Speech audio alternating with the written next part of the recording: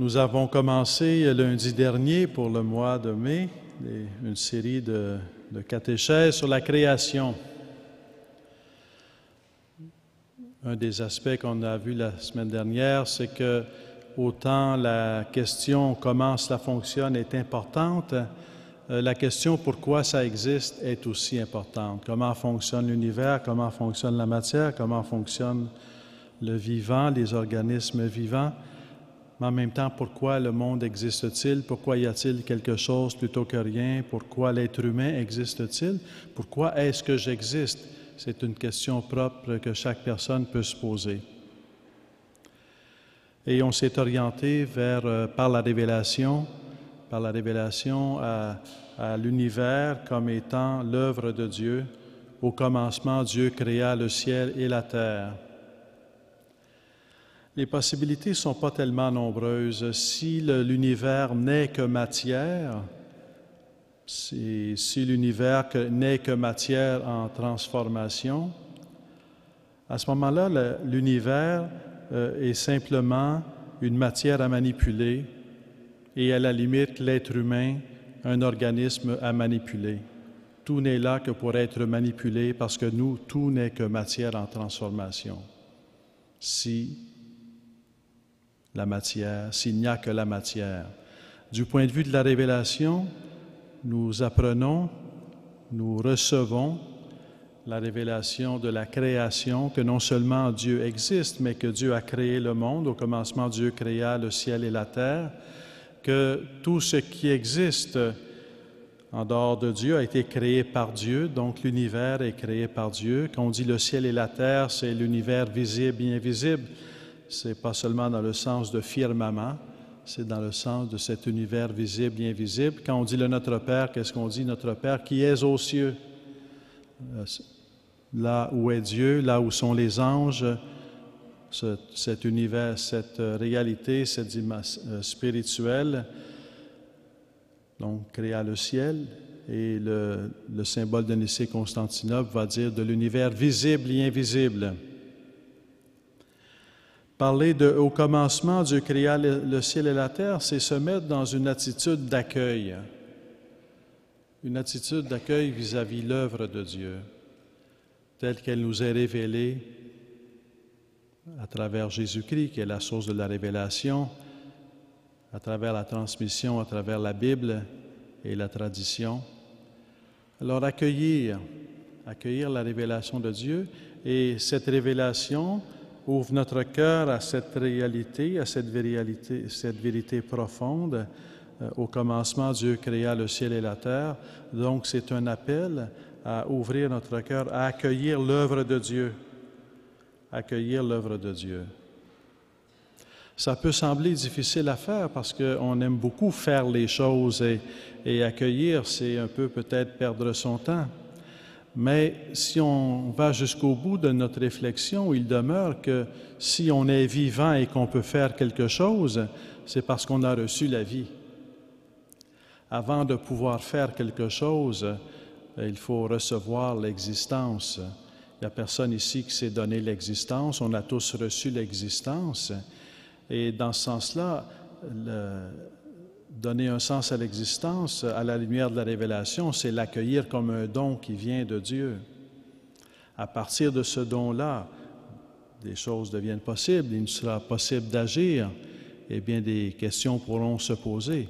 Mais la dimension fondamentale, c'est de se recevoir de Dieu, de recevoir l'univers de Dieu, de se recevoir notre propre existence comme un don de Dieu à travers la médiation, la collaboration des parents. Donc, au commencement, Dieu créa le ciel et la terre, c'est accueillir l'œuvre de Dieu et se recevoir soi-même comme don de Dieu. Le ciel, cette réalité invisible, est exprimée dans la Bible de différentes façons, mais comme là où est Dieu, notre Père qui est aux cieux, mais aussi comme là où sont les anges. Les anges, la réalité des anges sont une vérité de foi, ça fait partie de la révélation, de la manifestation, la révélation de l'existence des anges.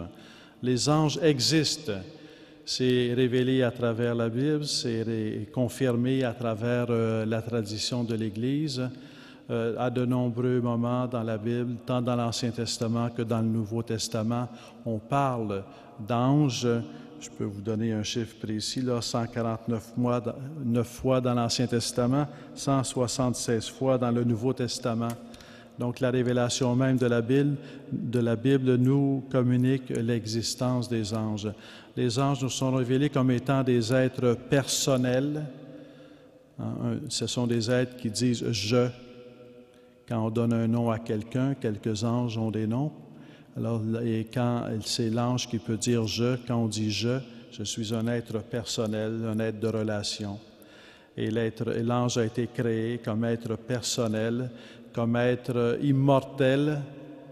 Immortel, l'ange n'est pas éternel, il est créé. Au commencement, Dieu créa le ciel et la terre, il est créé, posé dans l'existence par Dieu, comme être personnel, purement spirituel et immortel. C'est la révélation de l'existence de l'ange.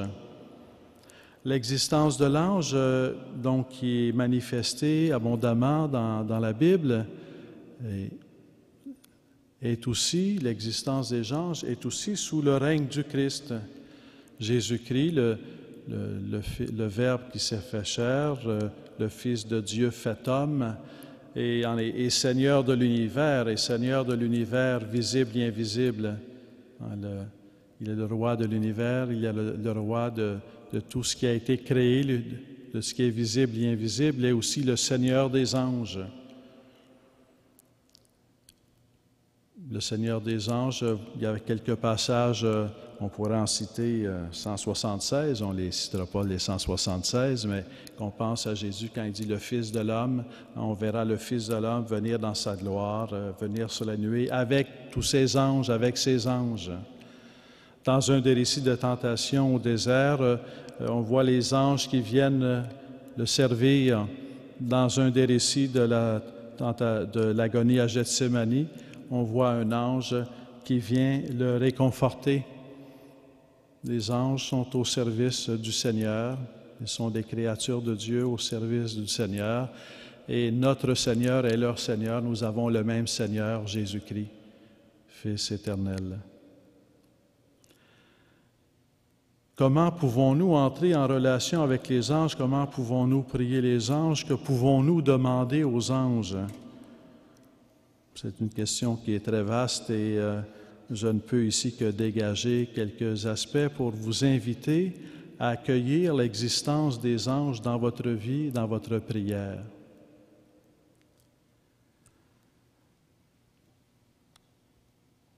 Il y a un passage où Jésus parle de l'ange.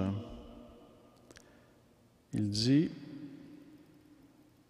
des anges, en Matthieu 18, 10, « Gardez-vous de mépriser aucun de ces petits, car je vous le dis, leurs anges aux cieux voient constamment la face de mon Père qui est aux cieux. Ils sont les ouvriers de sa parole, attentifs au son de sa parole. » Donc les anges sont tournés vers le Père par le Fils. C'est toujours dans le Fils qu'on est tourné vers le Père. Ils sont tournés vers le Père. Les anges sont dans l'adoration. Ils contemplent par le Fils dans l'Esprit. Ils contemplent la face du Père. Les anges sont des adorateurs. Et c'est un des points sur lequel je vais revenir à plusieurs reprises pendant cette catéchèse. Les anges sont foncièrement, fondamentalement des adorateurs. Ils sont envoyés en mission. Mais c'est en tant qu'ils sont des adorateurs qu'ils sont envoyés en mission, et lorsqu'ils sont en mission, ils ne quittent pas l'adoration. Ils sont toujours en adoration, et à partir de là, ils sont ouverts à la mission que Dieu veut leur confier, et ils vont en mission. Ce sont de purs esprits. Le mot « ange », c'est un mot lui-même qui veut dire « messager ». Alors, une de leurs missions, c'est d'être des messagers de Dieu, des messagers de Dieu pour l'humanité. Mais pour entendre cet appel à aller en mission, la seule façon, c'est d'être tourné vers Dieu. Si on n'est pas tourné vers Dieu, on n'entend pas l'appel de Dieu. C'est dans l'adoration qu'ils entendent l'appel à aller en mission. C'est dans l'adoration qu'une mission leur est confiée. Mais ce qui est premier, c'est que ce sont des adorateurs. Ce qu'il y a de magnifique avec les anges, c'est que depuis qu'ils ont été créés, depuis qu'ils ont dit oui à Dieu pour l'éternité,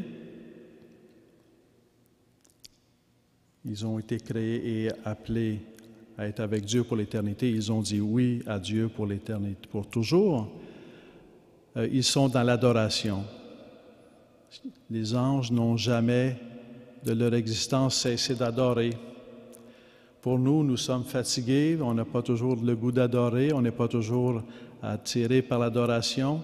Il y a peut-être des périodes de notre vie où on néglige l'adoration, mais ce qu'il y a de magnifique avec les anges, c'est qu'ils sont toujours en adoration, ils n'ont jamais cessé, dès leur premier oui à Dieu, ils n'ont jamais cessé d'être en adoration. Et dans ce sens-là, on peut faire appel à eux pour que nous aussi, nous soyons des adorateurs. C'est certainement une grâce que l'on peut demander aux anges, qu'ils nous aident à être des adorateurs, qu'ils nous aident à être fidèles dans l'adoration. Et je dirais, plus que cela, c'est qu'ils nous aident à les joindre, pour nous de se joindre à eux dans l'adoration, adorer avec les anges. Les anges adorent déjà, ils sont déjà dans l'adoration. Se joindre à l'adoration, s'unir à l'adoration. C'est certainement une chose qu'on peut leur demander aux anges. À partir de là, quand on regarde la Bible, on voit que les anges se manifestent de différentes façons, envoyés par Dieu pour aider Abraham, pour aider différents personnages de la Bible. Ils sont envoyés par Dieu pour communiquer une parole, communiquer un message, pour soutenir, pour renforcer. Je vais regarder avec vous un passage particulier qui est un passage magnifique qui nous renvoie au fait que les anges sont des adorateurs, mais en tant qu'ils sont adorateurs, un des aspects de leur mission, c'est de nous annoncer la grandeur de Dieu. Alors, je vais vous lire avec vous l'Isaïe 6, chapitre 6, versets 1 à 8. Je vais lire avec vous, puis après, je vais commenter, méditer sur ce passage d'Isaïe. Donc, c'est Isaïe qui est dans le temple. Je vis le Seigneur assis sur un trône grandiose et surélevé. Sa traîne emplissait le sanctuaire. Des séraphins, on donne différents noms d'anges dans la Bible. Les séraphins, c'est un nom qu'on donne à des anges. Des séraphins se tenaient au-dessus de lui, au-dessus du Seigneur, ayant chacun 6 ailes. 2 pour se couvrir la face, 2 pour se couvrir les pieds, 2 pour voler. Je vais ici prendre le risque d'expliquer qu'est-ce que ça veut dire. Je prends le risque. Alors je continue. Ils se criaient l'un à l'autre ces paroles. Saint, Saint, Saint est Yahvé Sabaoth, sa gloire remplit toute la terre. C'est dans Isaïe 6. On retrouve ces paroles dans le Sanctus. Saint, Saint, Saint. Et chaque préface se termine, non seulement on glorifie Dieu avec les anges. Des fois, les préfaces vont ajouter avec les archanges. Avec les anges et les archanges, on glorifie Dieu. Ça renvoie ici, c'est que dans la Bible, il nous est dit que les anges louent la grandeur de Dieu, proclament la sainteté de son nom. Ils adorent Dieu, ils contemplent la face du Père par le Fils dans l'Esprit, et ils louent la sainteté de Dieu. Alors, je reviens ici pour risquer d'expliquer les 6 ailes.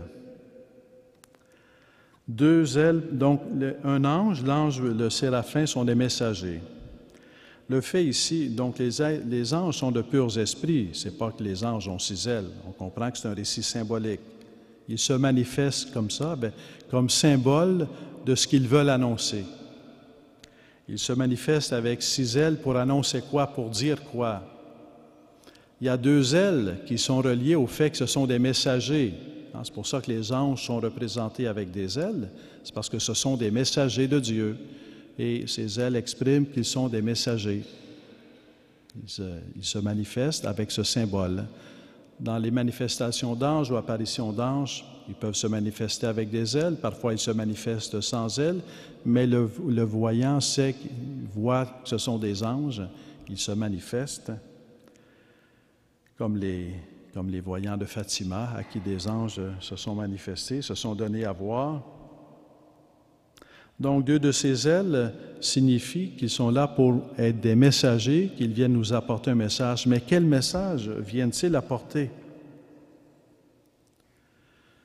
2 ailes pour se couvrir la face. Je vous renvoie à Exode avec Moïse, qui est au sommet du mont Sinaï.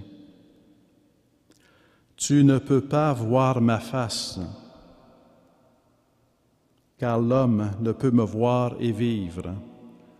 Tu ne peux pas voir ma face parce que Dieu est celui qui est. Dieu transcende, dépasse tout ce qui existe, l'univers entier. Dieu est infiniment grand et c'est au-delà de notre capacité de le voir. Par nos forces humaines, par nos capacités humaines, on ne peut pas supporter la vision de Dieu, ça ne pourrait que nous faire mourir. Dieu est tellement grand que voir Dieu, en pensant le voir par nous-mêmes, ça nous ferait mourir. Au ciel, on va voir Dieu, mais ça va être par la grâce du Fils, dans l'Esprit, qu'on va voir Dieu. Donc, tu ne peux pas voir ma face, car l'homme ne peut me voir et vivre. Donc, 2 ailes pour se couvrir la face. En se couvrant ici la face, les séraphins viennent annoncer la grandeur de Dieu. C'est leur message. Dieu est grand. Dieu est infini. Dieu est au-delà de tout ce qu'on peut concevoir ou imaginer. Dieu est grand. Mais il y avait aussi 2 ailes pour se couvrir les pieds. Alors, je vous renvoie à un autre passage de Moïse, l'épisode du buisson ardent que vous connaissez. Alors, Yahvé vit qu'il faisait un détour pour voir, et Dieu l'appela du milieu du buisson. « Moïse, Moïse, dit-il, et il répondit, « Me voici. N'approche pas d'ici. » C'est Dieu qui parle. « N'approche pas d'ici. Retire tes sandales de tes pieds, car le lieu où tu te tiens est une terre sainte. » Dieu est saint. Nul n'est digne de se tenir debout devant Dieu, car Dieu est saint. Lui seul est saint, lui seul est perfection d'amour, amour infini et parfait, amour totalement parfait, amour totalement puissant. Ces ailes qui voilent les pieds, qui couvrent les pieds, c'est que l'ange vient nous dire, le séraphin vient nous dire, il a 2 ailes qui volent, il est le messager de Dieu qui vient nous dire que Dieu est infiniment grand et qu'il est infiniment saint. C'est extraordinaire ce que l'ange vient nous dire.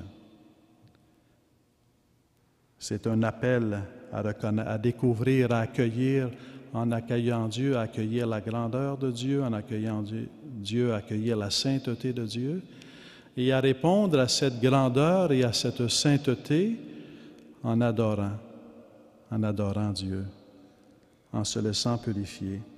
C'est un peu le sens que va, si on continue avec Isaïe, alors les montants des portes vibrèrent au bruit de ses cris, le temple était plein de fumée, il criait saint, il chantait saint, saint, saint, même le texte va dire, ils se criaient l'un à l'autre, saint, saint, saint, ils chantaient fort pour annoncer cette grandeur et cette sainteté de Dieu. Alors je dis, malheur à moi, je suis perdu, parce que l'être humain, devant la sainteté de Dieu, devant la grandeur de Dieu, ne peut que découvrir sa petitesse et son péché. On a vu ça à un moment donné, quand Pierre, l'apôtre Pierre, est témoin d'un miracle de Jésus. Qu'est-ce qu'il fait? Arrière de moi, je suis un pécheur, je ne suis pas digne de m'approcher de toi. En découvrant la sainteté de Dieu, la grandeur de Dieu, on ne peut qu'être envoyé à notre fragilité, à notre péché, à notre misère. Mais quand les anges ici arrivent comme des messagers de la grandeur de Dieu, de la sainteté de Dieu, est-ce qu'ils veulent décourager Isaïe? Ils savent qu'il est pécheur, ils savent qu'il est fragile. Non, ils veulent Il veut lui apporter le salut de Dieu. L'un des séraphins vola vers moi, tenant dans sa main une braise qu'il avait prise avec des pinces sur l'autel. Il m'en toucha la bouche et dit, « Voici, ceci a touché tes lèvres, ta faute est effacée, ton péché est pardonné. » Ici, les séraphins annoncent la grandeur et la sainteté de Dieu pour que devant cette grandeur et cette sainteté, nous ayons le courage de nous reconnaître pécheurs et d'accueillir le pardon de Dieu, parce que Dieu nous montre sa grandeur et sa sainteté, non pas pour nous décourager, mais pour nous conduire à sa miséricorde, pour faire à nous ouvrir, à accueillir en nous son œuvre de salut. Il y a parfois, on est un peu comme des enfants que la mère voit bien qu'ils sont sales puis elle veut les laver, mais l'enfant dit « Non, non, je ne suis pas sale, je ne suis pas sale. » Non, tu es sale, laisse-toi laver. Tu es pécheur, laisse-toi purifier par Dieu. Et quand on a accueilli Dieu qui vient nous purifier, et quand on a accueilli la puissance de Dieu, la puissance de sa grandeur et de sa sainteté qui vient nous purifier, bien, tout est transformé. Alors qu'arrive-t-il à Isaïe? Alors j'entendis la voix du Seigneur qui disait, « Qui enverrai-je? Qui ira pour nous? » C'est extraordinaire. Celui qui est pécheur, celui qui est fragile, il est purifié par Dieu et Dieu veut l'envoyer en mission. Mais pour l'envoyer en mission, ça commence par la purification. Il le purifie et il l'envoie en mission. Et je dis, « Me voici, envoie-moi. » Lorsqu'on a accueilli dans notre cœur la grandeur de Dieu, la sainteté de Dieu, lorsqu'on a accueilli, je dirais, la douleur de la purification, mais dans une espérance et dans la joie d'être sauvé par Dieu, dans la paix, on est prêt à entendre l'appel à répondre au plan d'amour de Dieu, l'appel à répondre à son plan de création et de salut, l'appel à faire partie, à collaborer, à contribuer, à être des instruments dans son plan de création et de salut. Me voici, envoie-moi. Donc, au début, les anges, on peut avoir l'impression qu'il n'y a pas grand-chose à dire sur les anges. Mais il y en a plus qu'on pense. Si on prend le temps d'accueillir la révélation, si on prend au sérieux la révélation et qu'on l'accueille dans notre cœur. Et déjà là, on est guidé avec les séraphins dans notre vie à mettre l'adoration, dans notre vie à mettre une démarche de conversion. Avec Jésus-Christ, on pourra compléter à mettre le sacrement du pardon, à mettre dans notre vie une recherche de la volonté de Dieu, une recherche de l'appel de Dieu, il veut tous nous appeler, en nous posant dans l'existence, il nous confie toujours une mission. Il n'y a personne qui a été créé par Dieu sans appel, sans appel à contribuer à l'œuvre de la création et du salut.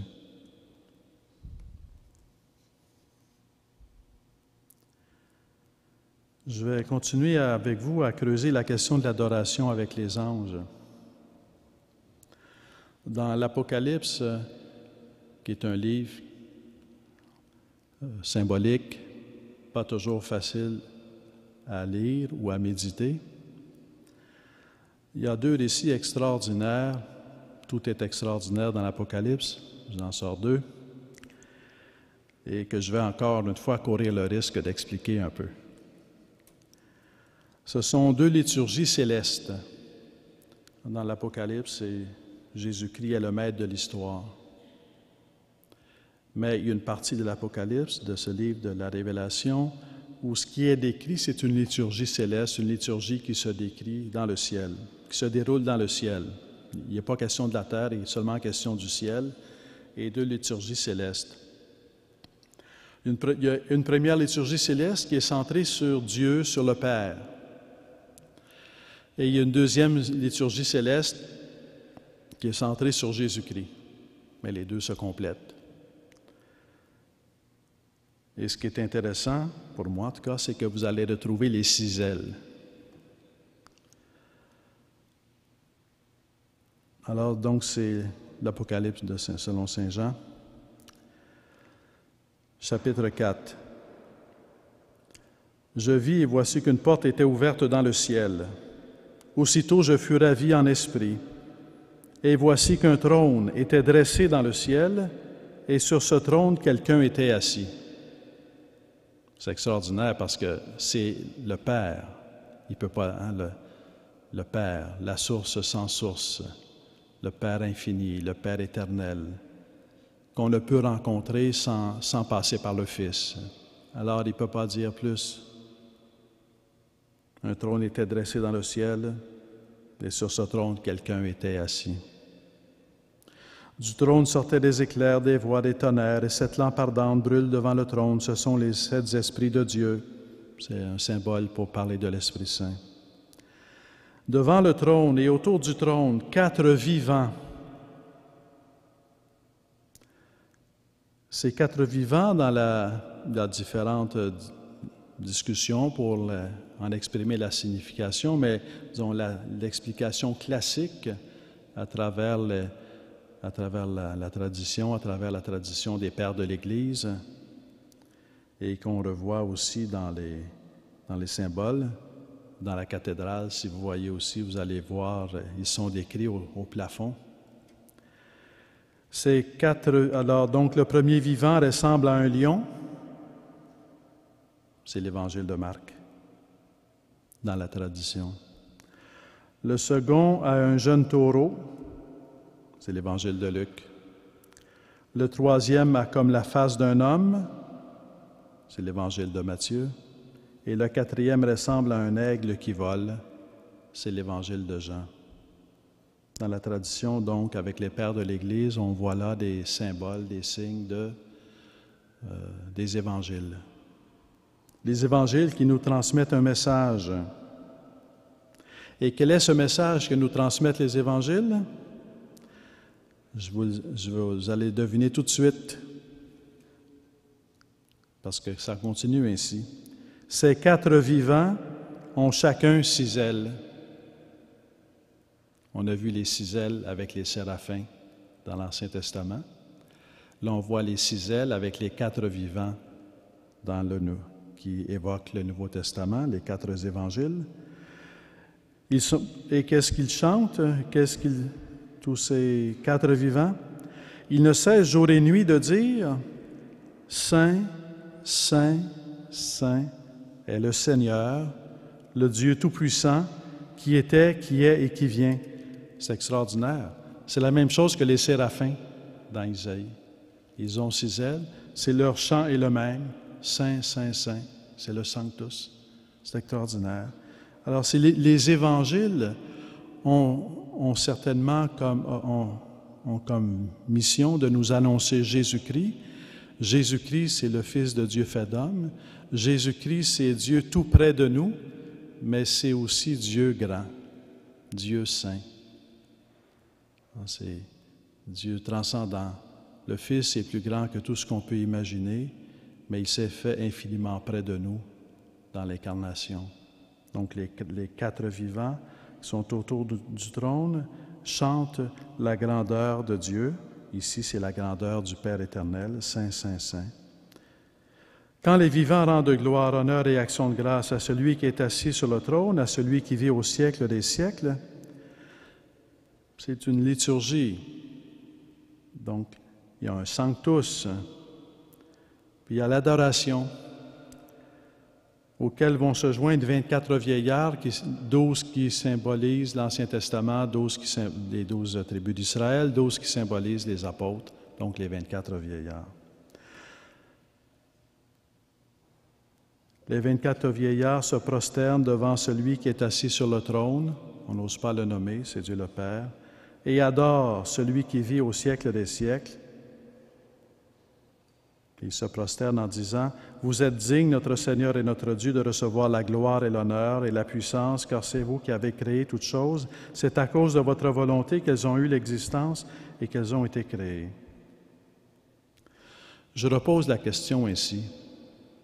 Est-ce que nous avons le sens de la grandeur de Dieu et de sa sainteté? Est-ce que nous l'avons? Si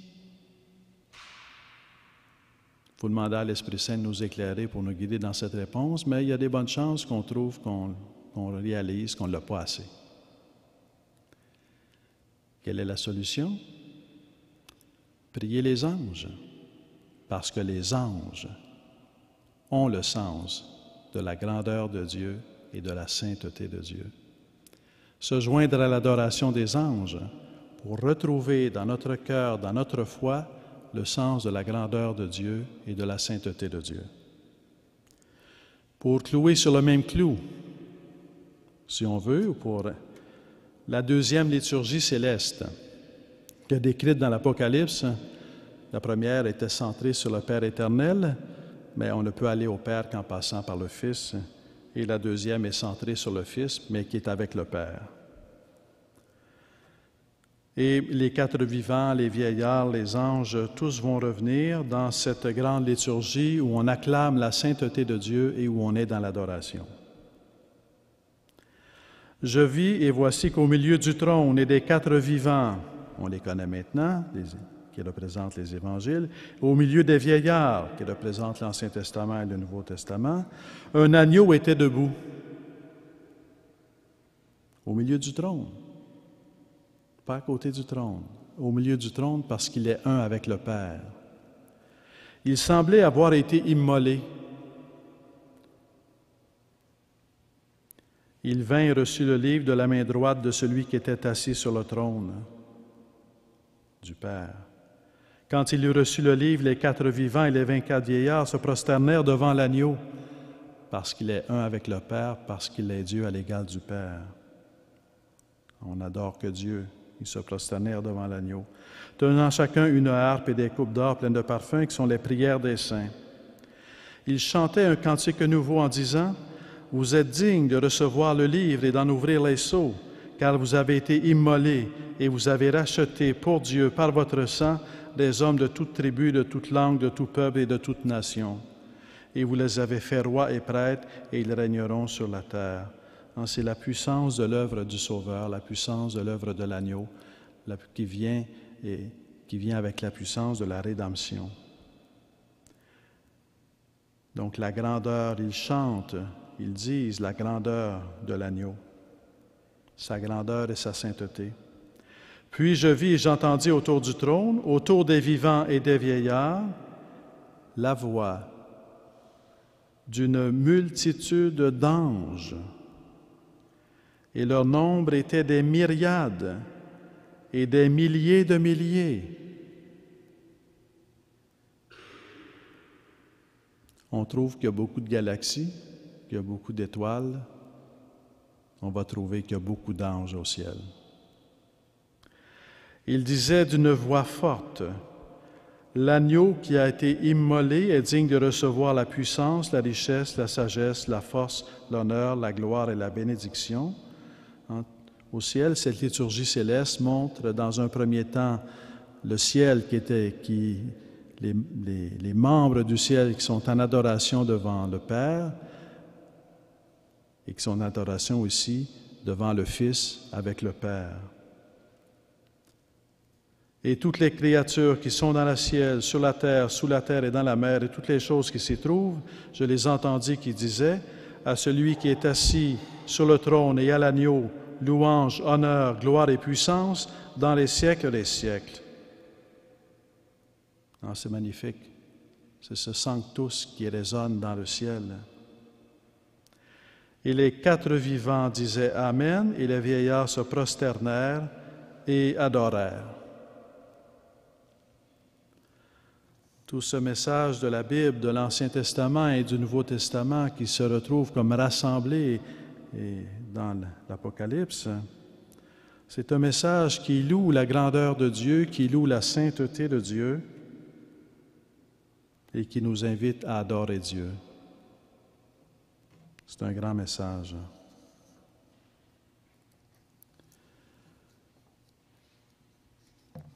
Continuons avec les anges.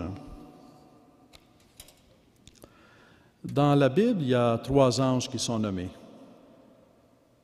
Michel, Gabriel, Raphaël. Alors, je vais les prendre l'un après l'autre. Avec Michel, l'archange Michel, il est dénommé comme archange. On a vu jusqu'ici les séraphins, il y a les anges, puis il y a les archanges. Il y a d'autres noms aussi. Par exemple, je vais vous nommer un passage de saint Paul aux Colossiens. « Car c'est en lui, en Jésus-Christ, qu'ont été créées toutes choses dans les cieux, on sait ce que ça veut dire maintenant, et sur la terre, les visibles et les invisibles. Et dans ces invisibles, il décline trône, seigneurie, principauté, puissance. Tout a été créé par lui et pour lui. Alors ce sont comme des noms d'anges que l'on retrouve. On appelle ça les cœurs des anges. On va savoir plus quand on va être au ciel, mais ça évoque cette richesse du monde des anges. Donc, Michel est un archange. Son nom revient 3 fois dans l'Ancien Testament et 2 fois dans le Nouveau Testament. Alors, je redis un peu les passages. Daniel 10. Il me dit, « Ne crains point, Daniel, car du premier jour où pour comprendre tu as résolu de te mortifier devant ton Dieu, tes paroles ont été entendues, et c'est à cause de tes paroles que je suis venu. » C'est Dieu qui répond à la prière de Daniel. « Le prince du royaume de Perse m'a résisté pendant 21 jours, mais Michel, l'un des premiers princes, est venu à mon aide. » Autant Dieu veut avoir besoin de nous pour participer à l'œuvre de la création et du salut, autant Dieu veut avoir besoin des anges pour participer à son œuvre de création et de salut. Il pourrait tout faire sans les anges et sans nous, mais il nous a créés pour participer à son œuvre. Non seulement nous sommes son œuvre, mais nous sommes appelés à participer à son œuvre. Nul ne me prête main forte pour ces choses, c'est Dieu qui parle, sinon Michel, votre prince. En ce temps se lèvera Michel, le grand prince, qui se tient auprès des enfants de ton peuple. Donc, la figure de l'archange Michel qui est invoquée ici et qui sert Dieu.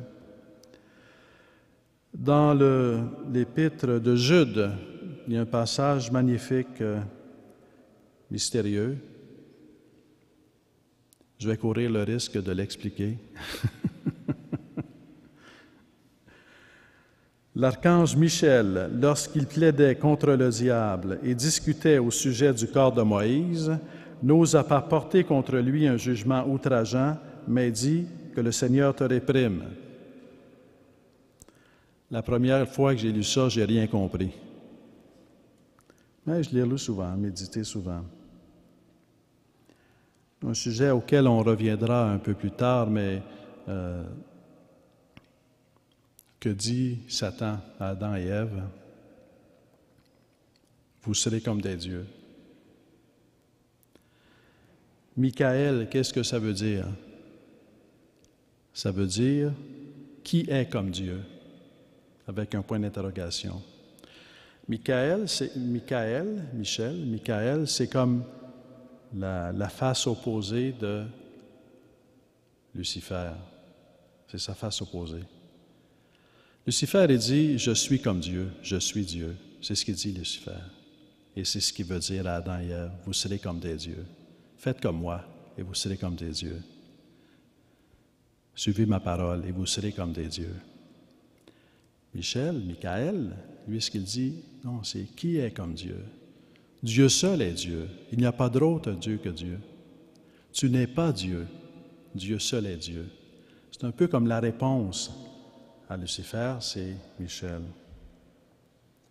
Donc, il y a un combat entre Michel et Lucifer où Lucifer dit « Vous serez comme des dieux » et Michel dit « Qui est comme Dieu » ?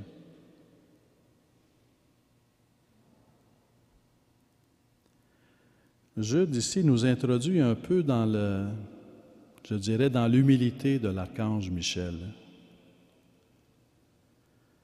Donc, l'archange Michel, Moïse, c'est dans le récit de Moïse, le corps de Moïse échappe, il n'est comme pas retrouvé, on ne sait pas où il est. Donc, il y a comme ce récit. L'archange Michel discutait au sujet du corps de Moïse, parce que le diable aussi voulait le corps de Moïse. Michel voulait défendre le corps de Moïse, le diable voulait attaquer le corps de Moïse. Puis là, ici, ce propos extraordinaire, j'imagine la scène.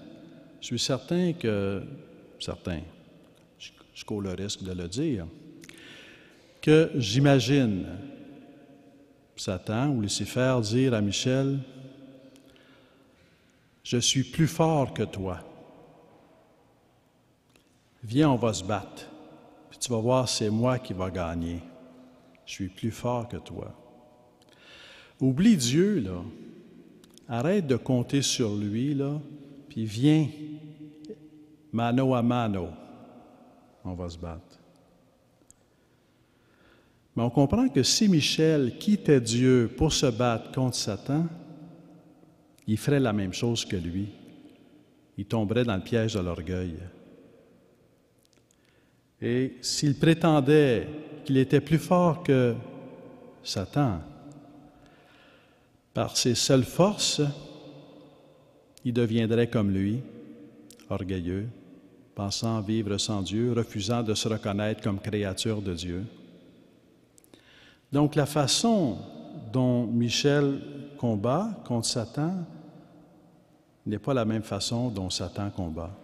La façon dont Michel combat, c'est en reconnaissant qu'il est une créature de Dieu et en s'appuyant sur Dieu.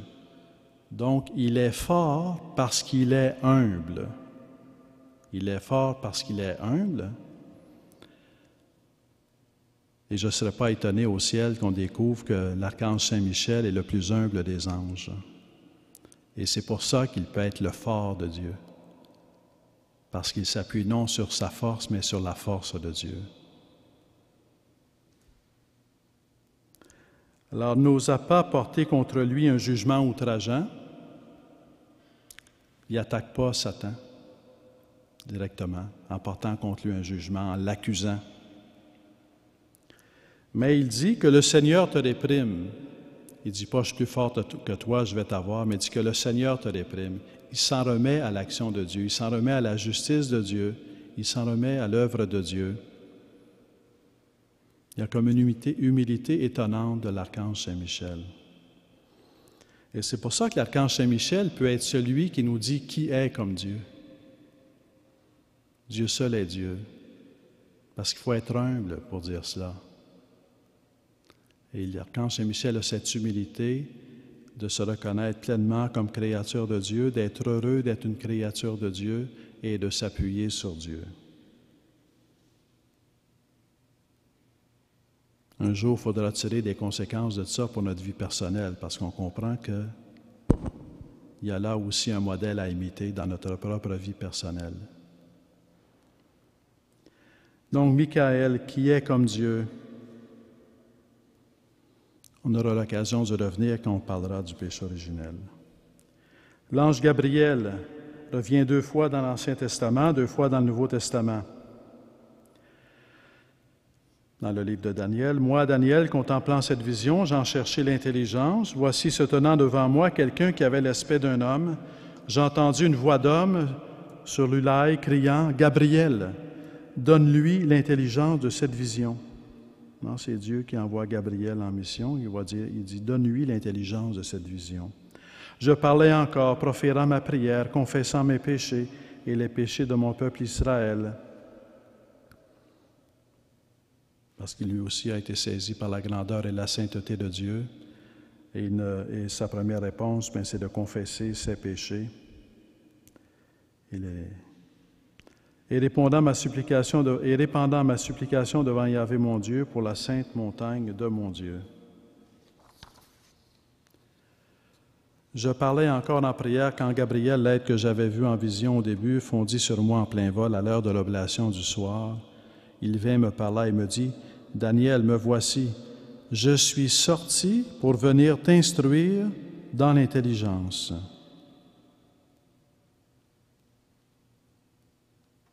Une lumière qui vient de Dieu par le biais, par la transmission, par la mission de l'archange Gabriel. Dans l'Évangile, à propos de la naissance de Jean-Baptiste, Zacharie. Moi, je suis Gabriel qui me tient devant Dieu et j'ai été envoyé pour te parler et t'annoncer cette bonne nouvelle, naissance de Jean-Baptiste. Avec Marie, le 6e mois, l'ange Gabriel fut envoyé par Dieu et le nom de la Vierge était Marie. Et quelle est cette phrase qui est dite par l'ange? Rien n'est impossible à Dieu. Alors, Gabriel, ça veut dire puissance de Dieu. L'ange Gabriel vient annoncer la puissance de Dieu. Ça nous arrive, ou peut-être que ça nous arrive, je pense que ça nous arrive, de douter de la puissance de Dieu. Quand on doute de la puissance de Dieu, on peut demander à l'archange Gabriel de nous aider à croire en la puissance de Dieu. Comme lorsqu'on doute, lorsqu'on est fragilisé par différents courants et qu'on remet en question, qu'on n'est plus certain si on est vraiment une créature de Dieu ou qu'on pense qu'on est tenté de se prendre pour Dieu, on peut prier l'archange Michel. L'archange Raphaël, mentionné dans l'Ancien Testament, pas dans le Nouveau Testament, dans le livre de Tobie. Leur prière à l'un et à l'autre fut agréée devant la gloire de Dieu. Et Raphaël fut envoyé pour les guérir tous les deux. Pour guérir. Je suis Raphaël, l'un des 7 anges qui se tiennent toujours prêts à pénétrer auprès de la gloire du Seigneur. C'est un passage unique. Il n'y a pas d'autre place dans la Bible où on voit ça. Je suis Raphaël, l'un des 7 anges qui se tiennent toujours prêts à pénétrer auprès de la gloire du Seigneur. Ils sont toujours, Seigneur, fais de moi ce que tu veux que je fasse. Hein? Je suis prêt pour aller en mission. Pour moi, quand j'étais avec vous, ce n'est pas à moi que vous deviez ma présence. C'est Raphaël qui parle en s'adressant à Tobie et Sarah, mais à la volonté de Dieu. C'est lui qu'il faut bénir au long des jours. Quand je viens envoyé par Dieu, et c'est Dieu qu'il faut bénir, c'est Dieu qu'il faut remercier. Je vais remonter à celui qui m'a envoyé. Raphaël, ça veut dire Dieu guérit. Qui est comme Dieu, puissance de Dieu, Dieu guérit. Dans la prière, on peut prier l'archange Michel pour qu'il nous aide à rester d'humbles créatures de Dieu. Dans la prière, on peut prier l'archange Raphaël pour qu'il nous aide à croire toujours en la puissance de Dieu. Dans la prière, on peut Gabriel, puissance de Dieu. Puis dans la prière, on peut prier l'archange Raphaël pour confier nos besoins de guérison à Dieu lorsque l'on doute de l'action de Dieu dans nos cœurs. Donc avec les anges, on peut vraiment prier. On peut vraiment accueillir l'œuvre de Dieu et la mission que Dieu leur confie à ses anges. Donc enrichir notre regard sur tout ce qui existe. Si jamais vous voulez aller plus loin pour enrichir le regard, parce que l'idée chrétienne, si on veut, ou l'idée catholique, c'est d'avoir un regard qui embrasse à la fois le ciel et la terre. C'est le ciel, mais c'est aussi la terre. C'est la terre, mais c'est aussi le ciel. Un regard qui embrasse à la fois l'univers visible, mais aussi le monde invisible, le ciel. Il y a un auteur de théâtre qui a ce don, dans ses pièces de théâtre, de toujours mettre en relief un regard qui embrasse le ciel et la terre, et c'est Paul Claudel. Si vous pouvez lire les pièces de théâtre de Paul Claudel, elles ne sont pas toujours présentées au théâtre. En les lisant, vous allez comprendre pourquoi.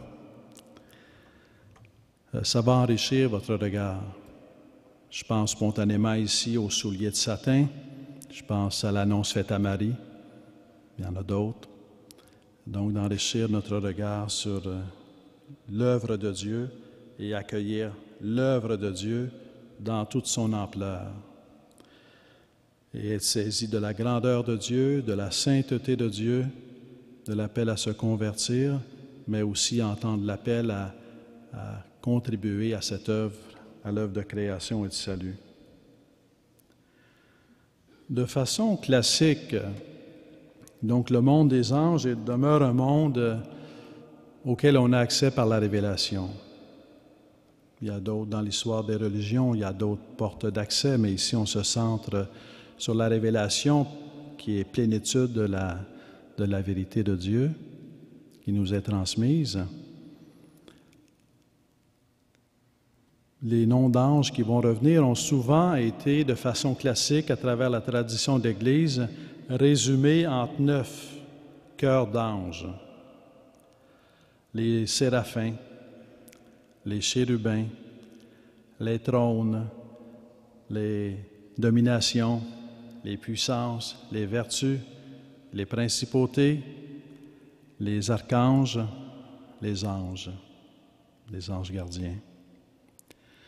Je vous inviterai au minimum à prier votre ange gardien chaque jour. Chaque jour. Parce que votre ange gardien, il est là chaque jour. Il ne part pas en vacances.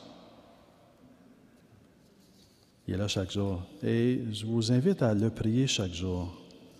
Ça peut être une prière qui sort de votre cœur. Mon ange gardien, protège-moi. Priez-le. Vous pouvez lui demander aussi qu'il vous aide à adorer. Mon ange gardien, aide-moi à adorer. Aide-moi à être fidèle à l'adoration. Aide-moi à avoir un esprit d'adoration. Et protège-moi. Et vous pouvez avoir d'autres prières, là. J'en prie une ici, qui est une classique qu'on voit dans le catéchisme de l'Église catholique. Ange de Dieu qui est mon gardien, éclaire-moi, protège-moi, conduis-moi, moi qui te fus confié par la miséricorde céleste. C'est une prière. Il y a une autre prière qui c'est comme une prière avec l'ange. Aujourd'hui, dans ce contexte, aujourd'hui c'est la fête de Notre-Dame de Fatima, et on ne sait pas toujours que les apparitions de Marie à Fatima ont été précédées par les apparitions de l'ange,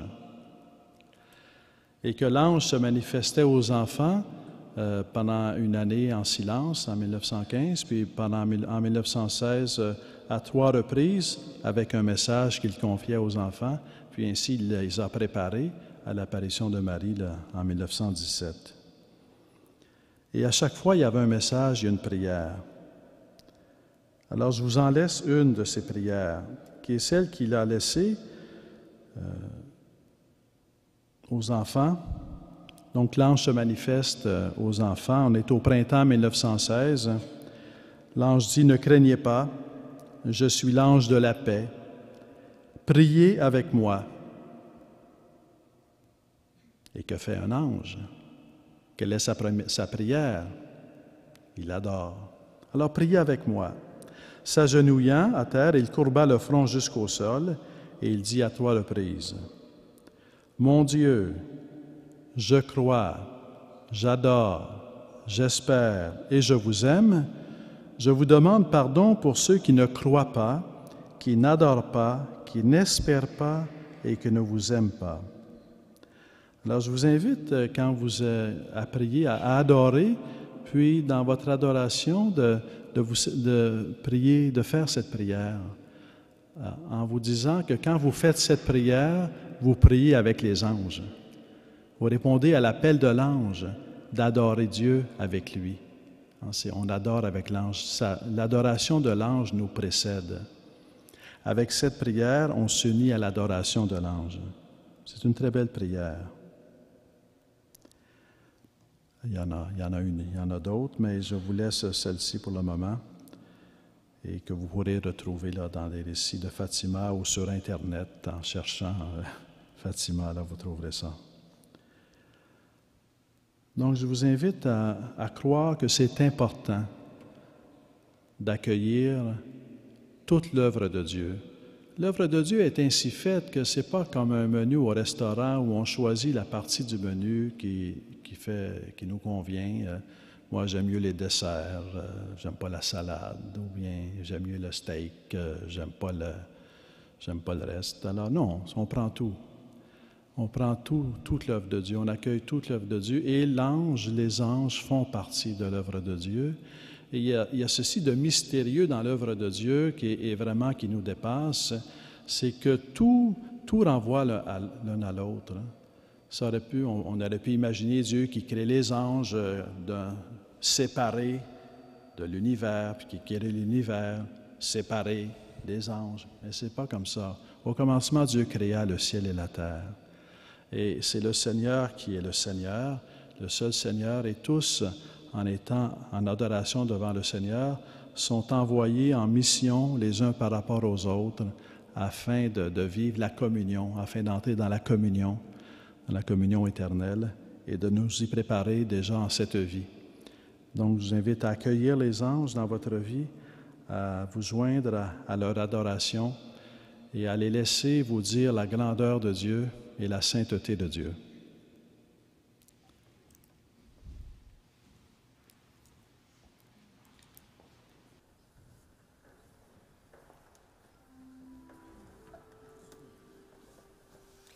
Salve Regina, Mater misericordiae, vita dulcedo, et spes nostra salve.